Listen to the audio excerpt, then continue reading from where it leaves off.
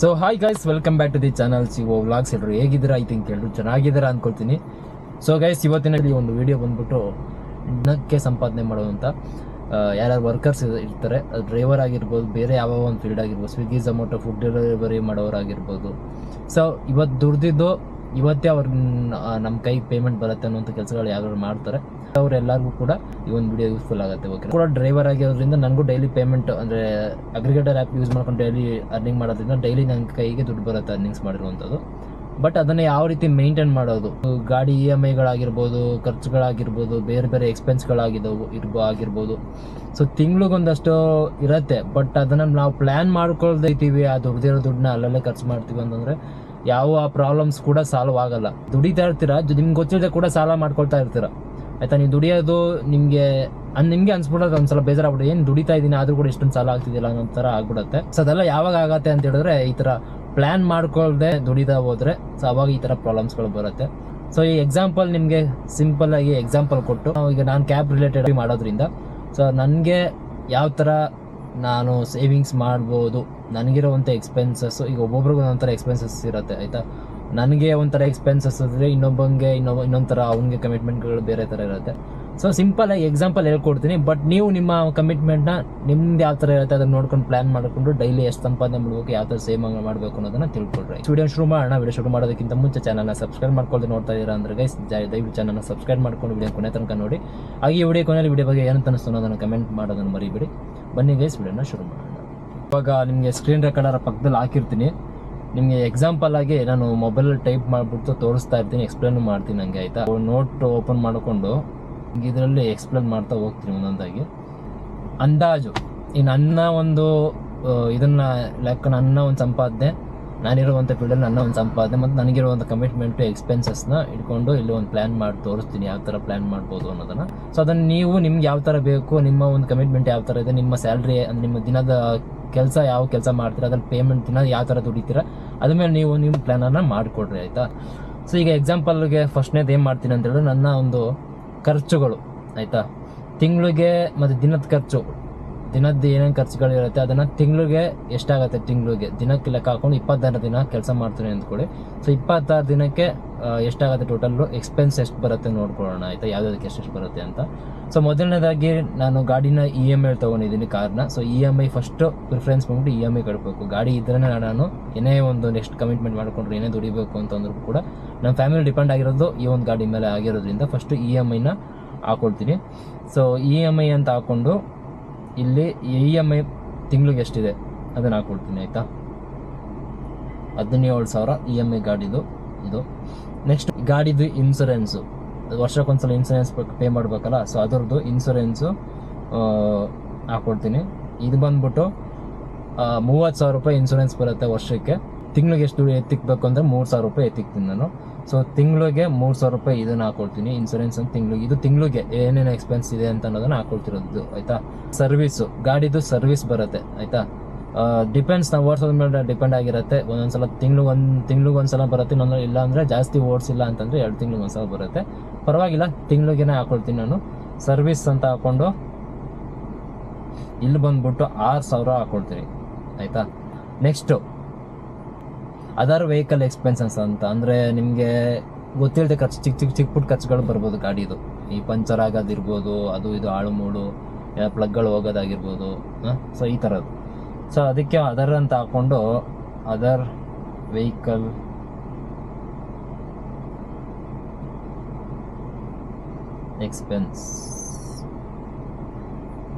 Experience ಅಂತ ಗೊತ್ತಾಯ್ತು, ಸಾರಿ,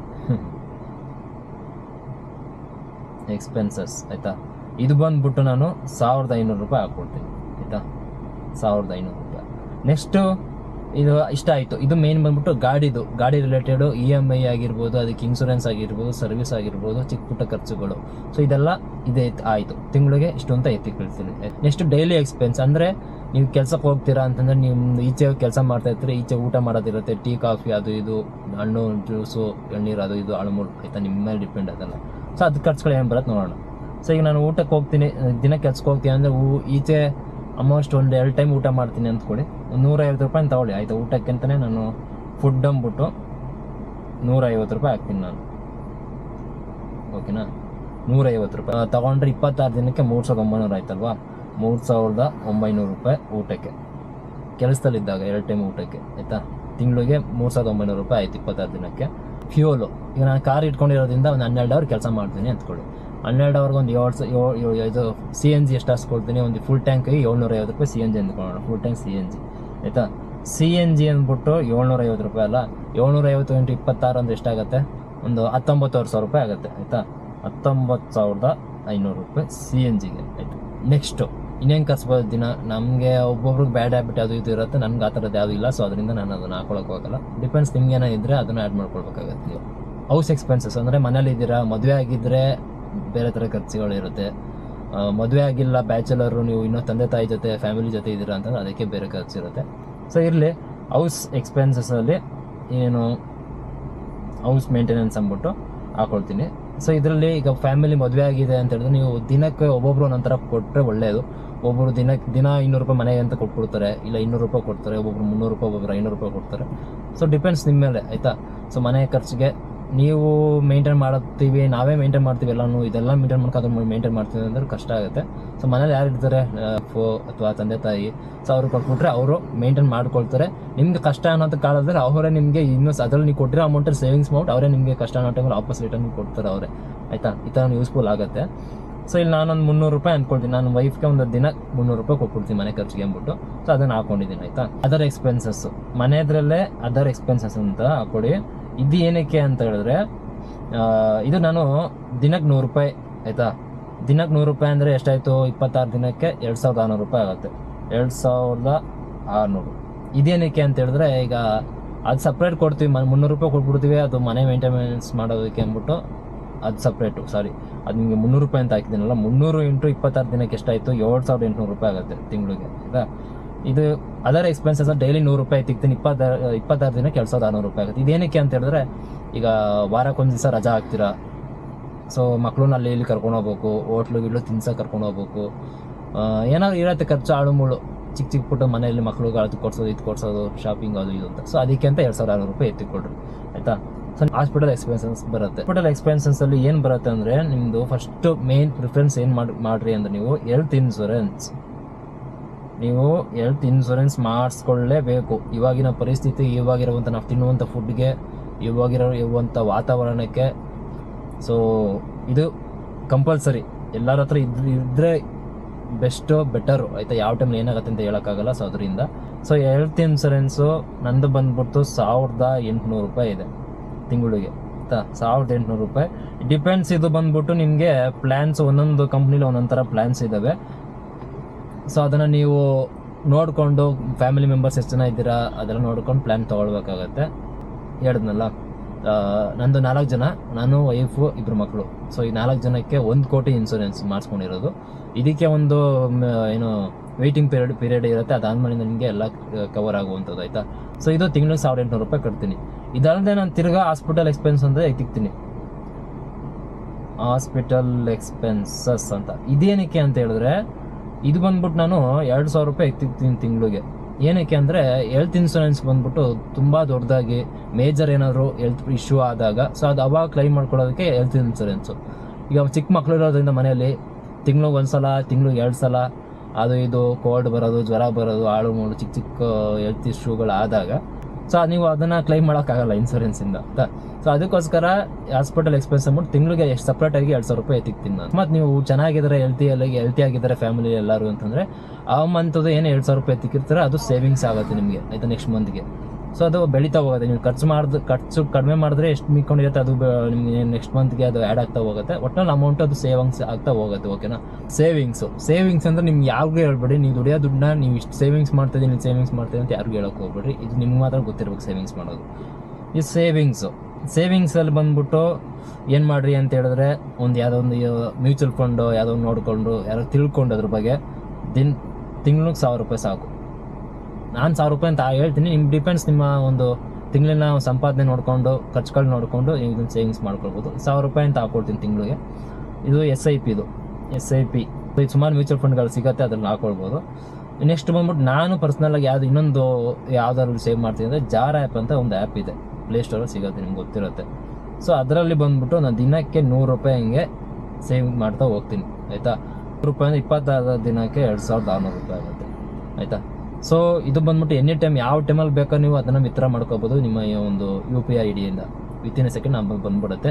jar app ಅಂತ ನಿಮ್ಗೆ ಬೇಕು ಅಂತಂದರೆ ಲಿಂಕ್ ಹಾಕಿರ್ತೀನಿ ಡಿಸ್ಕ್ರಿಪ್ಷನಲ್ಲಿ. ನೀವು ಕೂಡ ಅದರಲ್ಲಿ 10 ರೂಪಾಯಿಂದ ನೀವು ಸೇವಿಂಗ್ಸ್ ಮಾಡ್ಕೊಳ್ತಾ ಹೋಗ್ಬೋದು. 10 ರೂಪಾಯಿಂದ ನೀವು ಎಷ್ಟು ಬೇಕಾದ್ರೂ ಸೇವಿಂಗ್ಸ್ ಮಾಡ್ಕೊಂಡು ಹೋಗ್ಬೋದು. ಅಮೌಂಟ್ ಎಮರ್ಜೆನ್ಸಿ ಇದೆ ಅನ್ನೋಂಥ ಟೈಮಲ್ಲಿ ಇದರಿಂದ ಅಕೌಂಟ್ಗೆ ಎಳ್ಕೋಬೋದು. ಚಿಕ್ಕದಾಗಿ ಎಕ್ಸಾಂಪಲ್ ಕೊಟ್ಟು ಹೇಳ್ತಿರೋದು, ನನ್ನ ಒಂದು ಸಂಪಾದನೆಗೆ ನನ್ನ ಒಂದು ಎಕ್ಸ್ಪೆನ್ಸ್ಗಳು ಏನಿದೆ ಮೇಂಟೆನೆನ್ಸ್ಗೆ ಮಾಡೋದಕ್ಕೆ. ಸೊ ಅದನ್ನು ಹೇಳಿದ್ದೀನಿ ಆಯಿತಾ. ಇದನ್ನು ನೀವು ಆಲ್ಟ್ರೇಷನ್ ಮಾಡ್ಕೊಳ್ಬೋದು ನಿಮ್ಮ ಒಂದು ಸಂಪಾದನೆಗೆ ತಕ್ಕಂಗೆ. ನಿಮ್ಮ ಒಂದು ಇದು ಏನಂತ ಹೇಳಿದ್ರೆ ಎಕ್ಸ್ಪೆನ್ಸ್ಗಳು ಯಾವ ಥರ ಇರುತ್ತೆ ಅದ್ರ ಮೇಲೆ ತಕ್ಕಂಗೆ ನೀವು ಆಲ್ಟ್ರೇಷನ್ ಮಾಡ್ಕೊಳ್ಬೋದು. ಸೊ ಇದು ಟೋಟಲ್ ಇಷ್ಟನ್ನು ಕ್ಯಾಲ್ಕುಲೇಟ್ ಮಾಡಿಕೊಂಡ್ರೆ ನಂದು ಬಂದ್ಬಿಟ್ಟು ಅಮೌಂಟು ಟೋಟಲ್ಲು 68,700 ರೂಪಾಯಿ ಆಗುತ್ತೆ. 68,700 ರೂಪಾಯಿ ಟೋಟಲ್.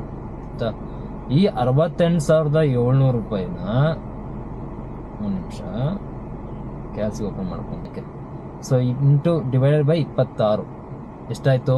2,642 ರೂಪಾಯಿ. ಸೊ ಹಂಗಾದ್ರೆ ನಂಗೇನು ತಲೆಗೆ ಬಂತು ಇವಾಗ, ನಾನು ಇಷ್ಟನ್ನು ಮೇಂಟೈನ್ ಮಾಡಬೇಕು ತಿಂಗಳಿಗೆ ಅಂತ ಹೇಳಿದ್ರೆ ನಾನು ದಿನಕ್ಕೆ ಎಷ್ಟು ದುಡಿಬೇಕು ಅನ್ನೋ ಲೆಕ್ಕ ಸಿಕ್ತು ಇವಾಗ ನನಗೆ. 2,642 ರೂಪಾಯಿ ದುಡಿಬೇಕು, ಕರೆಕ್ಟಾ? ಸೊ ಇದೊಂದು ಪ್ಲ್ಯಾನ್ ಬಂತು. ಇದಾವೆ ಫಸ್ಟು ನಿಮ್ದು ಏನೇನಿದೆ ದಿನದ್ದು ಖರ್ಚು, ಅದನ್ನು ತಿಂಗಳಿಗೆ ಏನೇನು EMIಗಳು ಆಳು ಮೂಳು ಇದ್ರಲ್ಲಿ ನಿಮ್ಗೆ ಸುಮಾರು ಜನಕ್ಕೆ ಆ EMI ಫೋನ್ EMI ಎಲ್ಲ ಬರುತ್ತೆ. ಅದ್ರಲ್ಲಿ ನಿಮ್ಗೆ ಬೇಕು ಅಂದರೆ ಆ್ಯಡ್ ಮಾಡ್ಕೊಳ್ಳಿ, ನಿಮ್ಮ ಹತ್ರ ಇರೋದನ್ನು ಆ್ಯಡ್ ಮಾಡ್ಕೊಳ್ರಿ. ಸೊ ಸಿಂಪಲಾಗಿ ಹೇಳ್ಕೊಟ್ಟಿರೋದು ನಾನು ಅಷ್ಟೇ ನಿಮಗೆ. ಸೊ ಈಗ ಒಂದು ಪ್ಲ್ಯಾನ್ ಸಿಕ್ತು ನನಗೆ, ಇಷ್ಟು ದುಡಿಬೇಕು, ನಾನು ತಿಂಗಳಿಗೆ ಇಷ್ಟು ಕಮಿಟ್ಮೆಂಟ್ ಇದೆ, ಅಷ್ಟು ಕಮಿಟ್ಮೆಂಟು ನಮ್ಮ ಕ್ಲಿಯರ್ ಮಾಡಬೇಕು ಅಂದರೆ ದಿನಕ್ಕೆ ನಾನು ಇಷ್ಟು ದುಡಿಬೇಕು ಅನ್ನೋ ಲೆಕ್ಕ ಒಂದು ಲೆಕ್ಕ ಸಿಕ್ತು ನನಗೆ. ಸೊ ಈಗ 2,642 ರೂಪಾಯಿನ ದುಡಿಬೇಕು ನಾನು. ಇದನ್ನು ಟಾರ್ಗೆಟ್ ಇಟ್ಕೊಂಡು ದಿನ ದುಡಿದ್ರೆ 26 ದಿನ ದುಡಿದ್ರು ಸಾಕು.